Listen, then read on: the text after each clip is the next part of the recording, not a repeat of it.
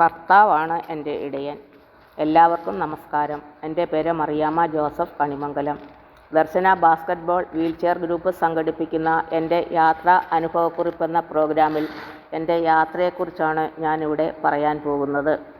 എൻ്റെ യാത്രയെക്കുറിച്ച് പറയാൻ എനിക്ക് ദിവസങ്ങൾ തന്നെ വേണ്ടിവരും. അതിനാൽ ചുരുക്കിയാണ് എൻ്റെ യാത്രാ വിവരണം ഞാനിവിടെ അവതരിപ്പിക്കുന്നത്. എൻ്റെ ചെറുപ്പകാലത്ത് അധികം യാത്രയൊന്നും ഞാൻ ചെയ്തിട്ടില്ല. പത്തനംതിട്ടയിൽ നിന്ന് തൃശ്ശൂർ വരെയാണ് അന്നത്തെ എൻ്റെ ഏറ്റവും വലിയ യാത്ര. അതിനുശേഷം വലിയ വലിയ യാത്രകൾ ചെയ്യുവാൻ ദൈവം എനിക്ക് അവസരം ഒരുക്കി. 45 വർഷങ്ങൾക്ക് മുൻപ് കൽക്കട്ടയിൽ പോയതാണ് എൻ്റെ ജീവിതത്തിൽ ഒരിക്കലും മറക്കാൻ പറ്റാത്ത അനുഭവം. മദർ തെരേസയെ നേരിൽ കാണുവാനും സംസാരിക്കുവാനും കൂടെ നിന്ന് ഫോട്ടോ എടുക്കുവാനും കൈമുത്തുവാനുമുള്ള ഒരു അവസരം എനിക്ക് ലഭിച്ചു. അത് ജീവിതത്തിൽ ഒരിക്കലും മറക്കാൻ പറ്റുന്നതല്ല.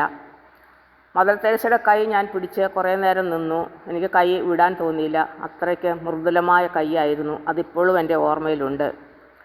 പിന്നെ ഞാൻ പോയത് അമേരിക്കയിലേക്കാണ്. ഫ്ലൈറ്റിൽ കയറാൻ എനിക്ക് ആഗ്രഹമുണ്ടായിരുന്നു. ഒന്ന് കയറി ഒന്ന് ഇരുന്നാൽ മാത്രം മതിയെന്നായിരുന്നു എൻ്റെ ആഗ്രഹം. അതിന് ദൈവം എനിക്ക് 3 ദിവസത്തെ ഫ്ലൈറ്റ് യാത്ര അനുവദിച്ചു തന്നു. അമേരിക്കയിലേക്ക് പോകണമെങ്കിൽ 2 ഫ്ലൈറ്റിൽ പോകാൻ ഞങ്ങൾ 3 ഫ്ലൈറ്റിലാണ് പോയത്. രണ്ടാമത്തെ ഫ്ലൈറ്റ് ക്യാൻസലായി. എയർപോർട്ട് അധികാരികൾ ഞങ്ങളെ റൂമിൽ കൊണ്ടുവന്നാക്കി, ഹോട്ടലിൽ. എനിക്ക് ഒരു റൂം തന്നെയാണ് കിട്ടിയത്. ഓരോ ഫാമിലിക്ക് ഓരോ റൂമാണ്. അവിടെ റൂമിൽ കയറി വാതിലടച്ചു കഴിഞ്ഞാൽ അത് തുറക്കാൻ എനിക്കറിയില്ലായിരുന്നു. അത് കാരണം ഞാൻ വാതിലടച്ചില്ല. അത് കാരണം എനിക്ക് പേടിയായിരുന്നു. രാത്രി ഞാൻ ഉറങ്ങാതെ കഴിച്ചുകൂട്ടി. നേരം വെളുക്കുമ്പോൾ അടുത്ത റൂമിലുള്ളവർ വന്ന് എന്നെ വിളിച്ചുണർത്തി. അങ്ങനെ ഞങ്ങൾ എയർപോർട്ടിൽ പോകാനായിട്ട് യാത്ര തിരിച്ചു. അവിടെ നിന്ന് വേറെ എയർപോർട്ടിൽ പോകാനായി ട്രെയിൻ കയറണം. ട്രെയിൻ പോലെ ഒരു വണ്ടിയാണ്. എനിക്കറിയില്ല ഏതിലാണ് കയറേണ്ടതെന്ന്. ഞാൻ അവിടെ നിന്നവരോടൊക്കെ ചോദിച്ചു. എനിക്ക് ഇംഗ്ലീഷൊന്നും അത്ര വശമില്ല. അറിയാവുന്ന ഇംഗ്ലീഷിലൊക്കെ ചോദിച്ചു. എയർപോർട്ടിൻ്റെ പേരൊക്കെ പറഞ്ഞു. അപ്പോൾ അവർ പറഞ്ഞു കുറച്ച് കഴിയുമ്പോൾ ഒരു വണ്ടി വരും, അതിൽ കയറാൻ പറഞ്ഞു. ട്രെയിൻ പോലെ ഒരു വണ്ടി വന്നു. ഞാൻ അതിൽ കയറി. ഇന്ന എയർപോർട്ടിൽ എന്നെ ഇറക്കണമെന്ന് പറഞ്ഞു. അവർ ഇറക്കി. എന്നിട്ട് അവിടെ നിന്ന് ആ ട്രെയിനിൽ നിന്ന് ഇറങ്ങി ഞാൻ എയർപോർട്ടിൽ എത്തി. അവിടെ നിന്ന് ഫ്ലൈറ്റ് കയറി. അത് കഴിഞ്ഞിട്ട് 3ാമത്തെ ഫ്ലൈറ്റിൽ ഞാൻ മകളുടെ അടുത്തെത്തി. അവൾ അവിടെ യൂണിവേഴ്സിറ്റിയിൽ സയൻറ്റിസ്റ്റായിട്ട് വർക്ക് ചെയ്യുകയായിരുന്നു. എയർപോർട്ടിൽ മോൾ കാത്തു നിന്നിരുന്നു.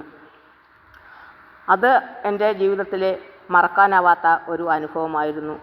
പോകും വഴി കണ്ട കാഴ്ചകളും ട്രെയിനിൽ പോയപ്പോഴുള്ള കാഴ്ചകളൊക്കെ എന്നെ അത്ഭുതപ്പെടുത്തി.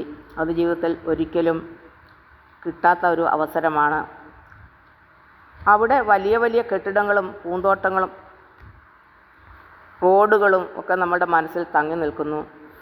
അവിടുത്തെ ഏറ്റവും വലിയ കാഴ്ച നയാഗ്ര വെള്ളച്ചാട്ടമായിരുന്നു. ഞാൻ കുറേ സ്ഥലങ്ങൾ പോയി കണ്ടു. അവിടെ അമേരിക്കയിലുള്ള എല്ലാ സ്ഥലങ്ങളും കണ്ടു.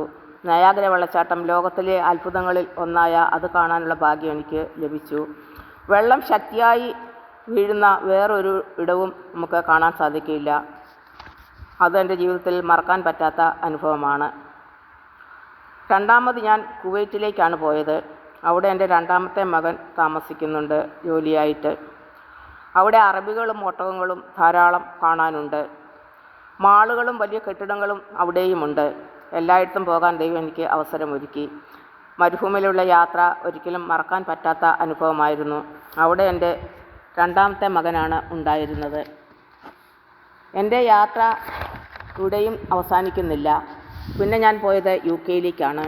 അവിടെ എൻ്റെ 5ാമത്തെ മകനുണ്ട്. അവനവിടെയാണ് ജോലി ചെയ്യുന്നത്. 2 നില ബസ്സിൽ UK ചുറ്റി സഞ്ചരിക്കാനുള്ള അവസരം കണ്ടു. ബക്കിംഗ്ഹാം കൊട്ടാരം പുറമേ നിന്ന് കാണാനുള്ള അവസരവും ലഭിച്ചു. മഞ്ഞും ഐസും അവിടെയും ധാരാളമുണ്ട്. അതിനുശേഷം അയർലൻഡിലേക്കാണ് പോയത്. UK-യിൽ ബക്കിംഗ്ഹാം കൊട്ടാരം കണ്ടു. അയർലൻഡിലേക്കാണ് പോയത്. അവിടെയും വലിയ വലിയ കെട്ടിടങ്ങളും മാളുകളും പൂന്തോട്ടങ്ങളും ധാരാളമുണ്ട്. ആഡംബര കപ്പലിൽ യാത്ര ചെയ്യാനുള്ള അവസരവും ഉണ്ടായി. പിന്നെ ഞാൻ പോയത് ബഹ്റിനിലേക്കാണ്. എൻ്റെ ഏറ്റവും താഴെയുള്ള മകൻ അവിടെയാണ് ജോലി ചെയ്തിരുന്നത്. അവിടെ മരുഭൂമിയും ഒട്ടകങ്ങളും അവിടെയുമുണ്ട്, അറബികളും. മരുഭൂമിയിലുള്ള യാത്ര മറക്കാൻ സാധിക്കുകയില്ല. അവിടെയുള്ള മാളുകളും പൂന്തോട്ടങ്ങളും എല്ലാം കാണുവാൻ എനിക്ക് അവസരമുണ്ടായി.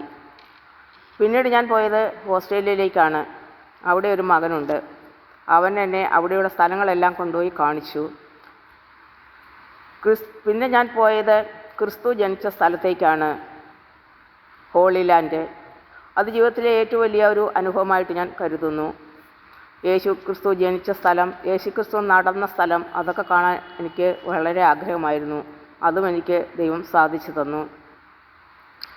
ഹോളി ലാൻഡിൽ പോയി നമ്മൾ കണ്ട സ്ഥലങ്ങൾ ജെറുസലേം, ബഥാനിയ, ഈജിപ്റ്റ്, യേശുക്രിസ്തു ജനിച്ച സ്ഥലം, കാനായിലെ കല്യാണം, ലാസറിൻ്റെ കല്ലറ, മാതാവിൻ്റെ വീട്, പത്രോസ് തള്ളിപ്പറഞ്ഞ സ്ഥലം, ഗാഗുൽത്ത, ഒലിവുമല, പിന്നെ കുറേ സ്ഥലങ്ങൾ കണ്ടു.